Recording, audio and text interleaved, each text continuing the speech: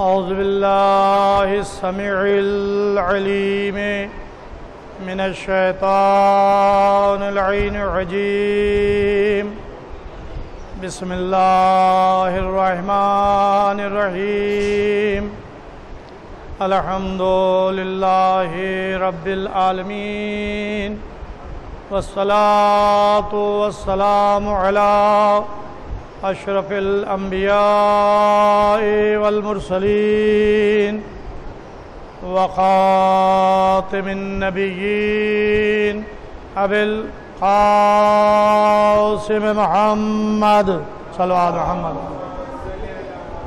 وعلى أهل بيته الطيبين الطاهرين المعصومين ولعنة الله على أعدائهم أجمعين أما بعد فقد قال سبحانه تبارك وتعالى في قرآن المجيد والفرقان الحميد وهو أصدق الصادقين وقوله الحق بسم الله الرحمن الرحيم إنا نحن نزلنا الذكر وإنا له لحافظون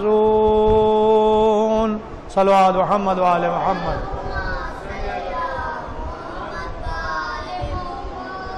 میں نے آپ کے سامنے قرآن مجید کے سورہ ہجر کی نویں آیہ کریمہ کی تلاوت کرنے کا شرف حاصل کیا ہے. اس آیہ کریمہ کے ذریعے خداوند عالم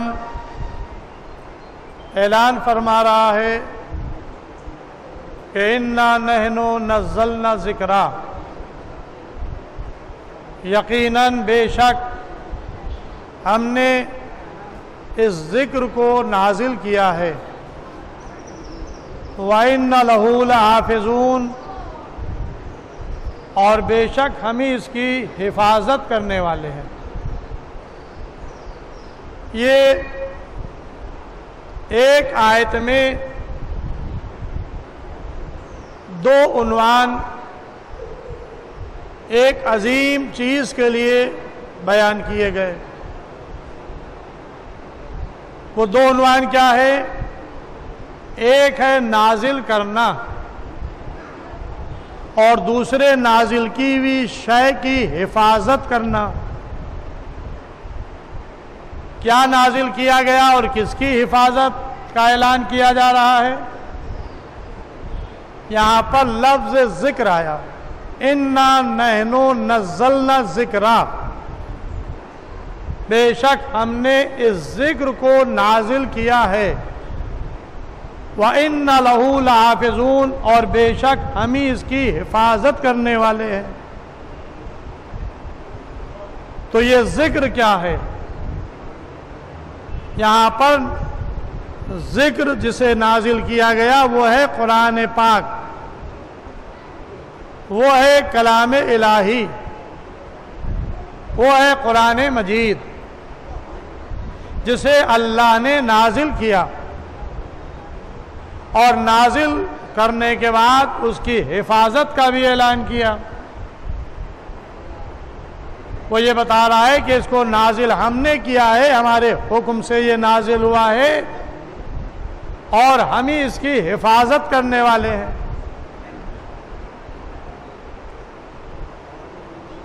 یہ آیہ کریمہ جس کو میں نے عنوان بیان اس عشرہ مجالس کا قرار دیا ہے، جو درگاہ حضرت عباس علیہ السلام میں 29 ذی الحجہ سے چاند رات سے مجالس کا آغاز ہوتا تھا. لیکن 29 ذی الحجہ کل گزر گئی، رویت نہیں ہوئی، چاند نہیں ہوا، لہذا آج چاند رات ہے. آج 30 ذی الحجہ کا دن ختم ہوا، یعنی ماہ ذی الحجہ اپنے اختتامی منزلوں سے گزر کے محرم الحرام سن 1423 کا آغاز ہو رہا ہے، جس کی آج پہلی شب ہے، چاند رات ہے۔ کل کا جو سورج نمودار ہوگا وہ عربی مہینے کے لحاظ سے پہلے مہینے کا سورج ہوگا 1423 ہجری۔ کل سے سن بدل جائے گا، آج 1422 ہجری کا آخری دن تھا اور کل 1423 ہجری کا پہلے دن کا آغاز ہوگا ماہ محرم سے۔ لہذا یہ عشرہ مجالس جو درگاہ حضرت عباس علیہ السلام میں اولا نماز مغربین اور نماز کے بعد یہ مجلس کا سلسلہ جاری ہوتا ہے، جس کا آج آغاز ہوا ہے، اور یہ سلسلہ شام غریبہ تک انشاءاللہ جاری رہے گا۔ عزیزوں، اللہ نے قرآن کو نازل کیا ہے، کوئی اور اس کا شریک نہیں ہے، اس کا کلام ہے، اس نے نازل کیا ہے اور اس نے اس کی حفاظت کا بھی اعلان کیا۔ آسمانی کتابوں کا جب ہم تجزیہ کرتے ہیں تو اللہ کی نازل کی ہوئی کتابیں یہ پہلے قرآن نہیں ہے، بلکہ یہ قرآن آخری کتاب ہے۔ اللہ نے قرآن سے پہلے بھی کتابیں نازل کی، صحیفے نبیوں پر نازل کیے، صحیفوں کے ہٹ کر کے جب کتابوں کا ذکر آتا ہے، اور وہ بھی الہی کتابیں، آسمانی کتابیں، اللہ کی طرف سے نازل کی ہوئی کتابیں، تو اس میں توریت کا ذکر ہے، زبور کا ذکر ہے، انجیل کا ذکر ہے، اور آخر میں قرآن مجید کا تذکرہ ہے۔ لیکن اللہ نے قرآن سے پہلے جو کتابیں نازل ہوئیں، نازل اس کی ہوئی کتابیں تھیں۔ توریت اللہ کی نازل کی ہوئی کتاب، زبور اللہ کی نازل کی ہوئی کتاب، انجیل اللہ کی نازل کی ہوئی کتاب، توریت جناب موسیٰ کو دی جا رہی ہے، زبور جناب داؤد کو دی جا رہی ہے، انجیل جناب عیسیٰ کو دی جا رہی ہے، اور آخر میں یہ قرآن جو آسمانی کتابوں میں آخری کتاب ہے، یہ آخری نبی حضرت محمد مصطفیٰ صلی اللہ علیہ وآلہ وسلم کو عطا کی گئی۔ کتاب بھی آخری، نبی بھی آخری۔ اب نہ قرآن کے بعد کوئی کتاب نازل ہوگی اور نہ آخری نبی کے بعد کوئی نبی آئے گا۔ یہ نبی بھی آخری ہے، یہ کتاب بھی آخری ہے، لہذا آخری نبی کی لائی ہوئی کتاب کو جو پہلے نازل کی ہوئی کتابوں کی تصدیق کرتی ہے، قرآن توریت کی تصدیق کرتا ہے، قرآن زبور اور انجیل کی تصدیق کرتا ہے، قرآن پہلے نازل کیے ہوئے صحیفے اور کتابوں کی تصدیق کرتے ہوئے نظر آ رہی ہے، اور آخری نبی یہ ان تمام انبیاء کی تصدیق کر رہا ہے جو ان سے پہلے نازل گزر چکے ہیں۔ لہذا اب اس کتاب کو قیامت تک باقی رہنا ہے۔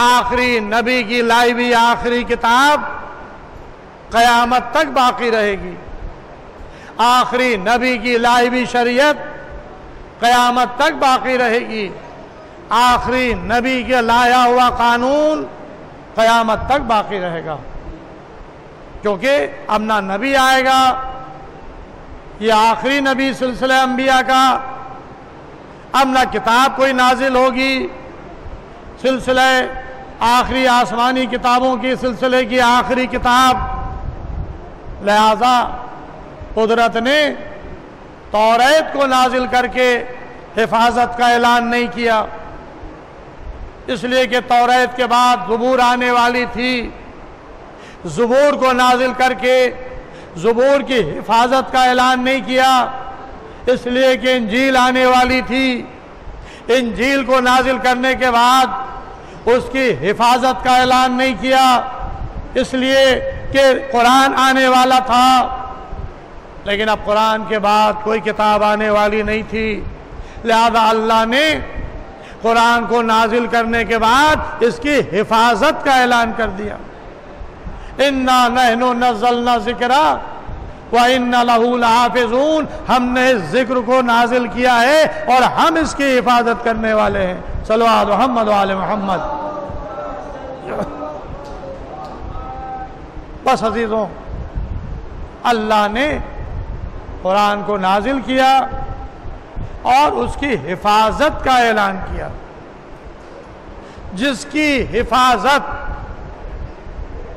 اللہ کرنا چاہتا ہے اسے کوئی مٹا نہیں سکتا، اسے کوئی بدل نہیں سکتا، اس کو کوئی ختم نہیں کر سکتا، اس لیے کہ اللہ کا اعلان ہے کہ ہم نے اسے نازل کیا ہے، ہم اس کی حفاظت کریں گے۔ بس عزیزوں، مجلس کو مجھے بہت طول نہیں دینا ہے، کوشش یہی رہے گی کہ آدھا گھنٹہ 30 منٹ، زیادہ سے زیادہ 35-40 منٹ، لیکن کوشش یہی کروں گا کہ آدھا گھنٹہ سلسلے بیان جاری رہے۔ ظاہر ہے کہ اس مختصر سے وقت میں حق ادا نہیں ہو سکتا ہے۔ محرم الحرام کے موقع پر یہ ذکر الہی اور ذکر محمد و آل محمد علیہ السلام کے لیے جتنا بھی وقت صرف کیا جائے کم ہے۔ تو بہرحال مجھے آج یہ پیغام آپ کے سامنے پیش کرنا تھا جو الہی پیغام ہے، اور موضوع ہے ہمارا حفاظت قرآن۔ یہ اپنے ذہنوں میں آپ محفوظ کر لیں، اس عشرہ مجالس کا عنوان ہے حفاظت قرآن۔ لہذا کوشش ہماری یہی ہوگی کہ قرآن اور حفاظت قرآن کے متعلق آپ کے سامنے گفتگو کی جاتی رہے۔ آج میں ایک مثال دینا چاہتا ہوں جس سے حفاظت کرنے والے کی حفاظت کا اندازہ ہو سکے، وہ کتنا عظیم ہے جس نے قرآن کی حفاظت کا اعلان کیا ہے تاکہ یہ کتاب قیامت تک باقی رہے۔ اس کی ایک آیت، ایک جملہ بھی تحریف کی نظر نہ ہونے پائے، اور یہ حفاظت قیامت تک کے لیے ہے۔ دنیا کی بڑی سے بڑی طاقت اسے مٹا نہیں سکتی ہے، اسے بدل نہیں سکتی ہے۔ لہذا میں ایک قرآن سے مثال پیش کر رہا ہوں کہ جب وہ حفاظت کرنے والا حفاظت کرتا ہے جو ہر شے پر قادر ہے۔ ذات الہی کے صفات میں سے ایک صفت یہ ہے کہ وَهُوَ عَلَى كُلِّ شَيْءٍ قَدِيرٌ، وہ اللہ وہ ہے جو ہر شے پر قدرت رکھتا ہے، ہر شے پر قادر ہے۔ لہذا وہ ہر شے پر قادر ہے، قدرت رکھتا ہے۔ اگر وہ کسی شے کی حفاظت کا ارادہ کر لے تو بڑی سے بڑی طاقت اسے مٹا نہیں سکتی ہے، اسے نقصان نہیں پہنچا سکتی ہے۔ جناب موسیٰ یہ زمانہ وہ زمانہ تھا کہ جب مصر میں فرعون کی حکومت تھی، اپنے زمانے کا ایک ظالم بادشاہ مصر پر حکومت کر رہا تھا۔ اس حکومت میں جو جاننے والے تھے علم نجوم کے، جو مستقبل کی پیشین گوئیاں کرتے تھے، جو آنے والے حالات سے آگاہ کرتے تھے، ان نجومیوں نے، ان پیش گوئی کرنے والوں نے اپنے بادشاہ کو آگاہ کیا، اے فرعون، تیری سلطنت میں، تیری حکومت میں ایک ایسا بچہ پیدا ہونے والا ہے جو تیری حکومت کا خاتمہ کرے گا، تیری حکومت کو ختم کر دے گا، تو نیست و نابود ہو جائے گا۔ تو اب ظاہر ہے کہ مصر کا حاکم اعلی فرعون، جو اپنی طاقت اور قوت کے نشے میں پھولا نہیں سماتا تھا،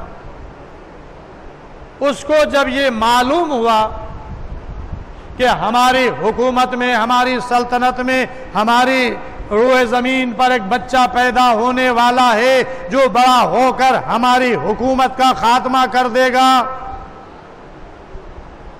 تو اس نے حکم دے دیا۔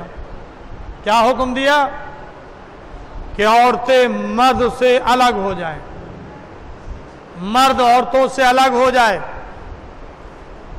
اور جتنی حاملہ عورتیں ہیں ان سب پر دائیاں مقرر کر دی جائیں، اور وہ دائیاں اس بات کی نگہبانی کریں گی کہ جب بچہ پیدا ہو تو وہ حکومت وقت کو باخبر کر دے، حکومت وقت کو خبردار کر دے، حکومت وقت اس کے خلاف عمل کرے گی۔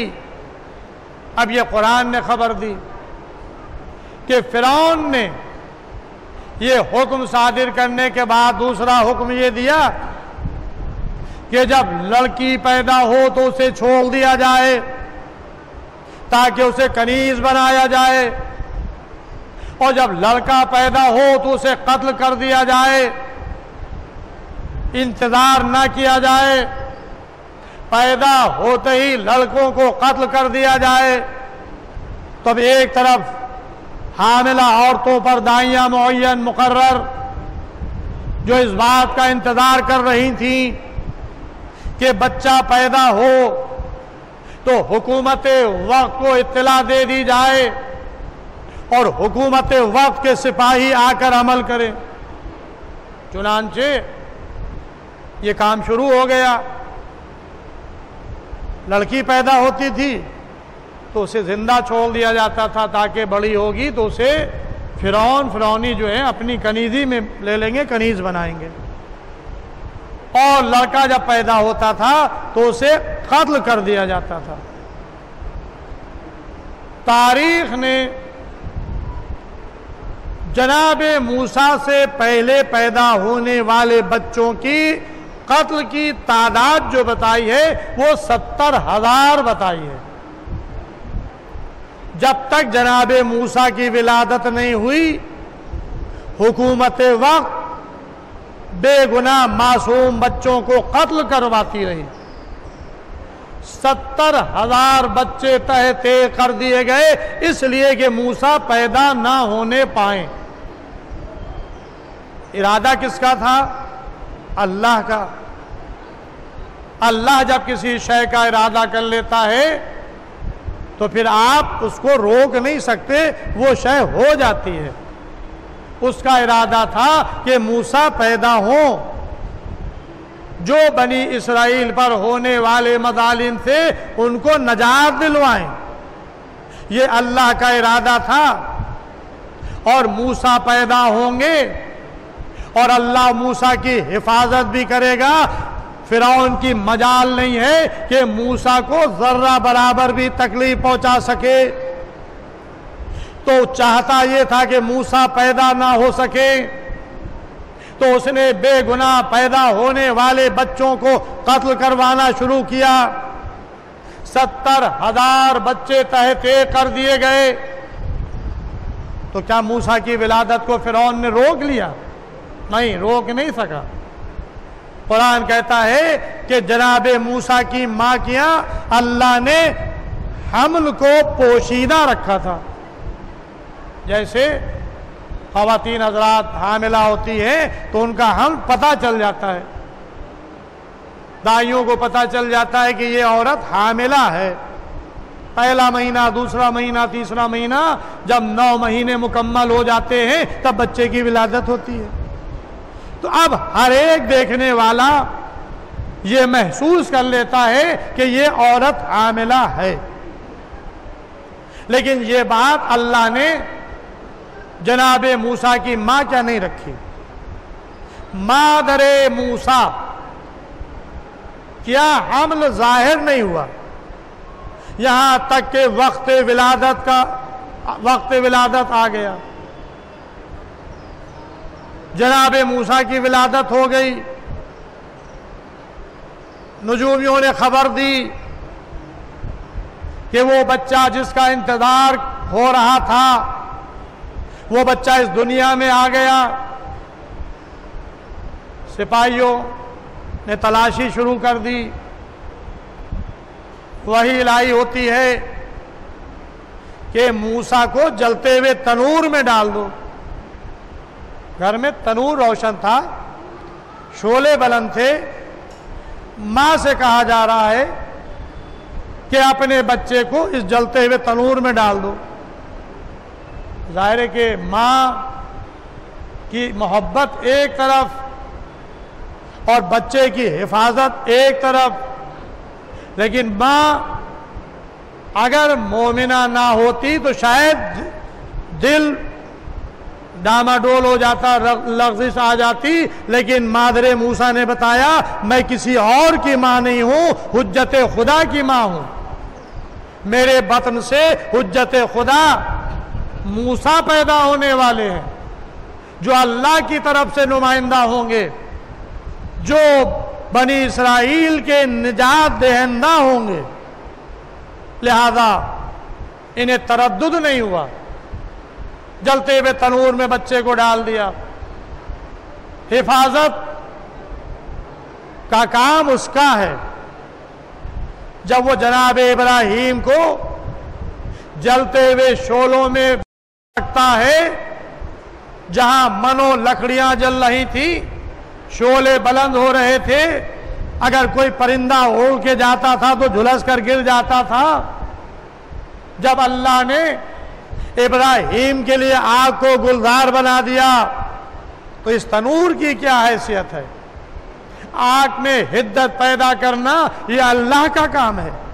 وہ چاہے تو آگ جلائے، وہ چاہے تو آگ گلزار بن جائے. تو ابراہیم کے لیے آگ گلزار بن گئی تھی، نمرود کی روشن کی بھی.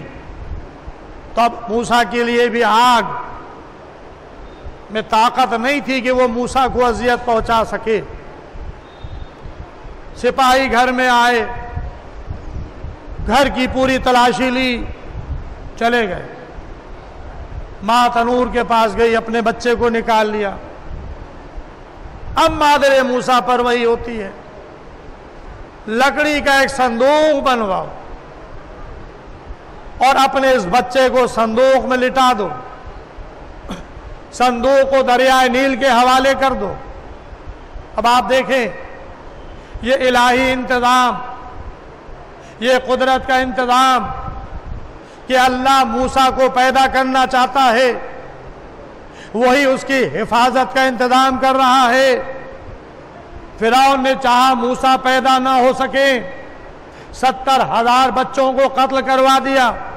پھر بھی موسیٰ پیدا ہوئے، آگ میں ڈالا. موسیٰ کی حفاظت. صندوق بنا، ماں نے بچے کو صندوق کے حوالے کیا، حکم خدا تھا کہ دریائے نیل میں ڈال دو، صندوق دریائے نیل کے حوالے کر دیا گیا۔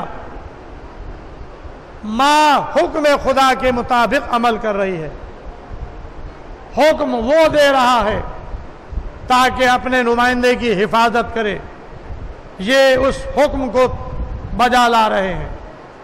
قرآن یہ بتاتا ہے کہ دریائے نیل کی موجیں اپنے دوش پر صندوق کو لیے ہوئے آگے بڑھ رہی ہیں۔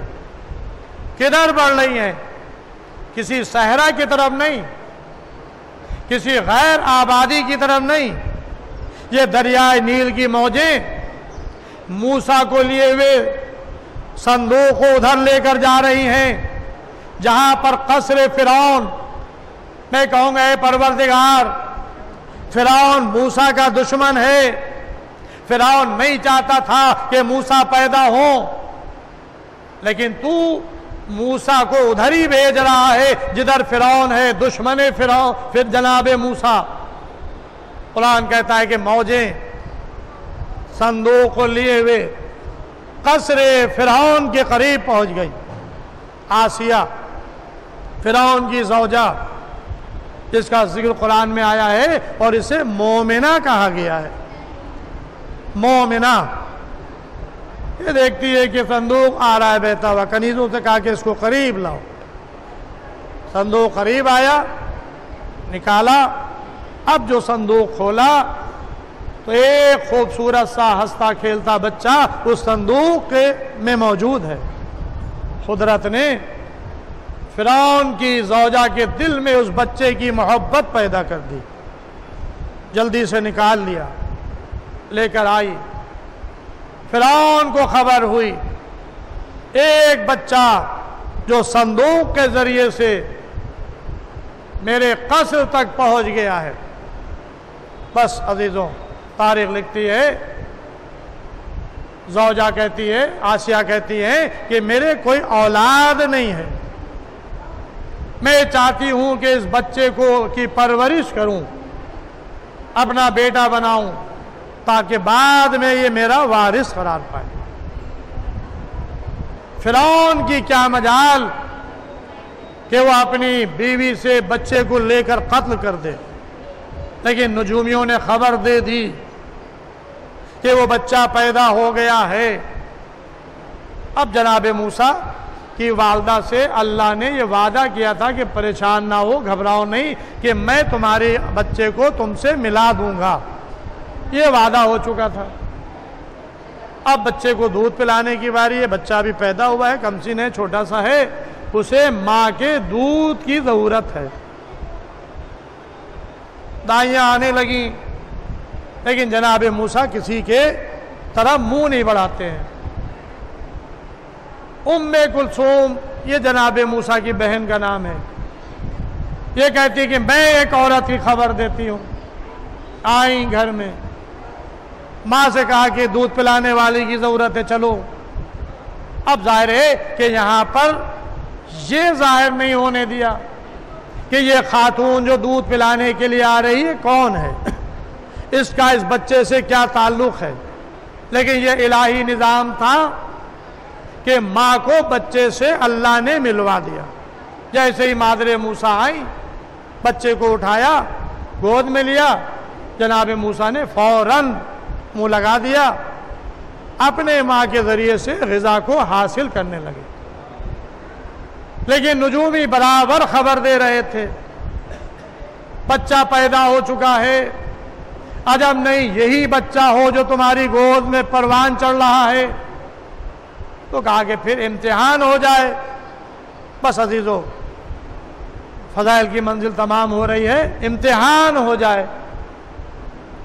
کہا کہ کیسے امتحان ہو؟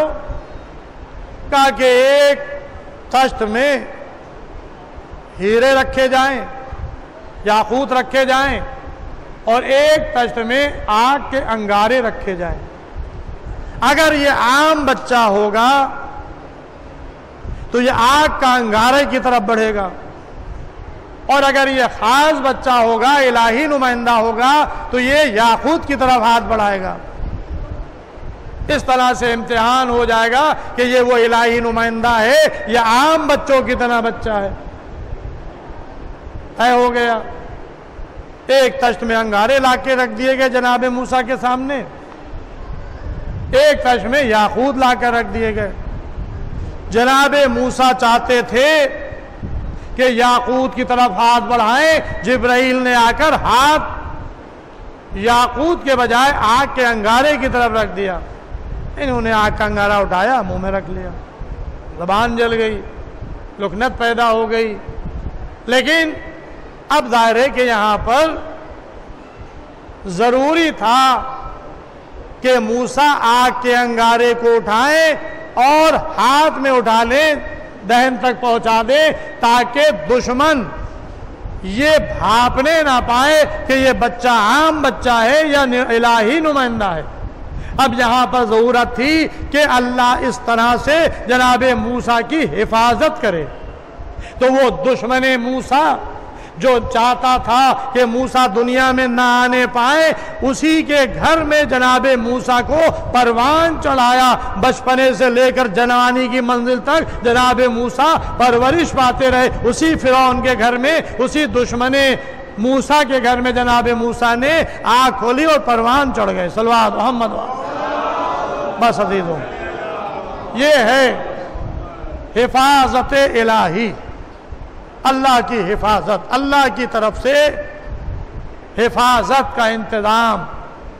بس عزیزوں، اگر اللہ نے اس طرح سے جناب موسیٰ کی حفاظت کی ہے تو وہی آسمانی کتابوں میں سے آخری کتاب کی حفاظت کرنے والا ہے۔ لیکن ہاں، کتاب کی حفاظت کرنے والے آل محمد ہیں، جن کے ذریعے سے اللہ نے اپنی کتاب کی حفاظت کروائی۔ عزیزو، آج پہلی محرم کی شب ہے۔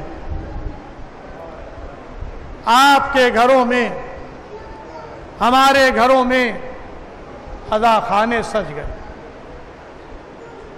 تعزیے لا کر رکھ دیے گئے، جسم پر سیاہ لباس آ گئے۔ کیوں؟ تاکہ حسین کی یاد منائی جائے۔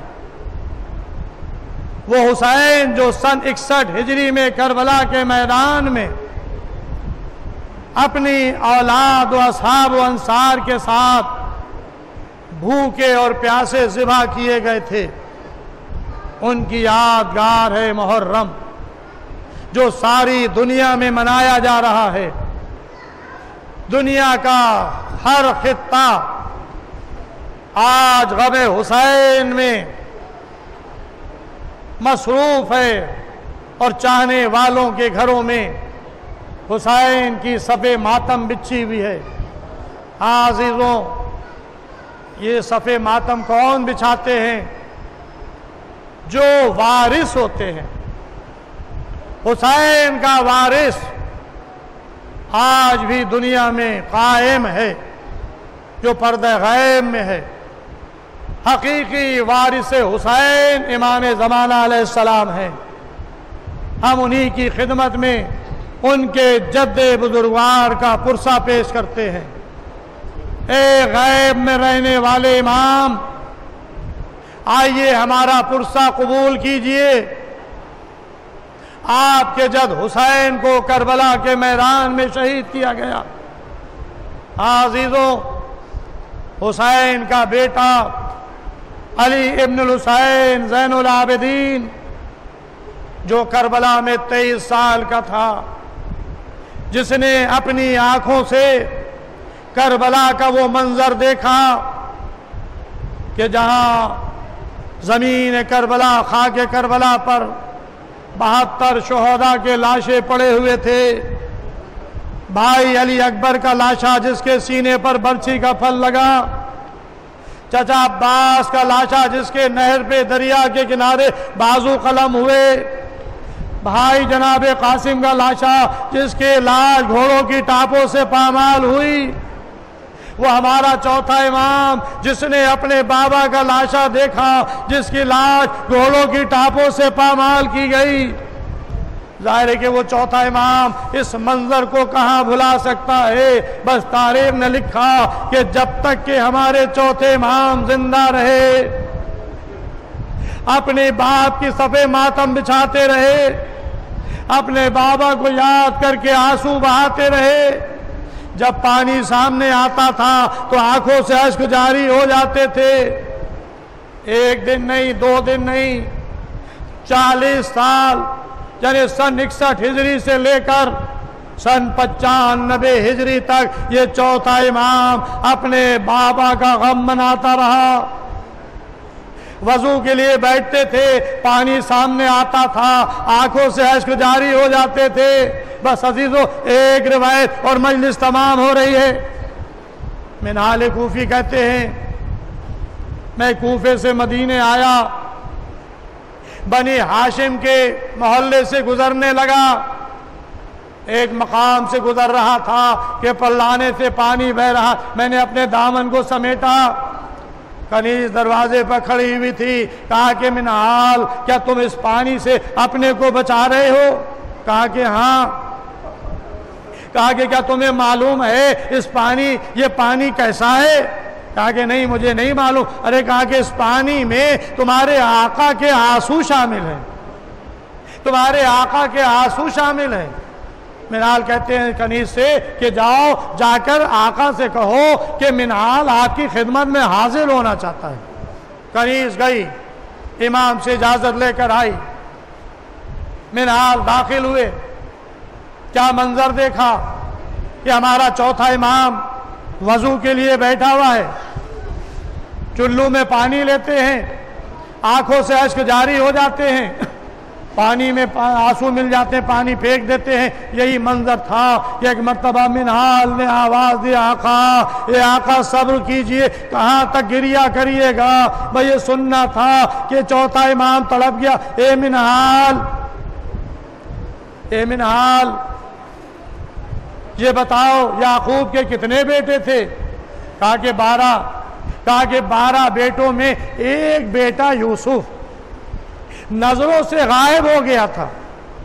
یعقوب جانتے تھے کہ میرا بیٹا مرا نہیں ہے، زندہ ہے، لیکن فراق یوسف میں اتنا گریہ کیا کہ آنکھوں کی روشنی جاتی رہی، سر کے بال سفید ہو گئے۔ امام فرماتے ہیں کہ جس کا ایک بیٹا ارے نظروں سے غائب ہو جائے وہ تو اتنا گریہ کرے، ارے ہمارے تو 18 بھائی، 18 بنی ہاشم ایک دوپہر میں خاک و خون میں غلطہ پڑے ہوئے تھے، میں کیوں کر آنسو نہ بہاؤں، کیوں کر گریہ نہ کروں؟ منہال کہتے ہیں آقا بے شک، اے آقا صبر کیجئے، بے شک شہادت تو آپ کی میراث ہے، شہادت تو آپ کی میراث ہے۔ بھائی یہ سننا تھا کہ ہمارا چوتھا امام تڑپ گیا، بھائی تم نے انصاف نہیں کیا، ارے میری میراث شہادت ہے، کیا یہ بھی میراث ہے کہ ماں بہنوں کے سروں سے چادریں چھین لی جائیں؟ ارے سر برہنہ ہاتھ رکھن بستہ، کوفے سے کربلا سے کوفے سے شام انہیں پھرایا جائے اور ایک منادی آواز دے، اے کوفے والوں، ارے جنہیں تماشا دیکھنا ہو وہ آ کر تماشا دیکھے، یہ علی و فاطمہ کی بیٹیاں جو اسیر کر کے لائی جا رہی ہیں۔ انا للہ و انا الیہ راجعون، رضا بقضائہ و تسلیما لامرہ۔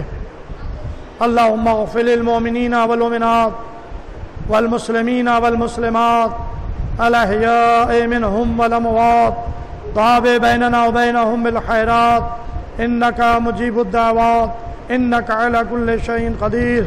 پروردگار عالم تجھے واسطہ محمد و آل محمد علیہ السلام کا، اور ریاض پر جہاں جہاں بھی شیعان حیدر کرار ماتمدار مظلوم کربلا ہیں، ان کی جان مال عزت آبرو ناموس کی حفاظت فرما، جو لوگ بیمار ہیں ان کو شفاء کامل عطا فرما، جو لوگ قرضدار ہیں ان کو بار قرض عطا فرما، جو لوگ بے روزگار ہیں ان کو روزگار عطا فرما، جو لوگ کاروبار کر رہے ہیں ان کو کاروبار میں برکت عطا فرما، جو مومنین قید میں ان کو رہائی ہو، مقامات مقدسہ کی حفاظت فرما، ہمارے زمانے کے امام کے ظہور میں تعجیل فرما، ہم لوگ کا شمار امام کے ناش و مددگاروں میں فرما۔ یا حسین یا حسین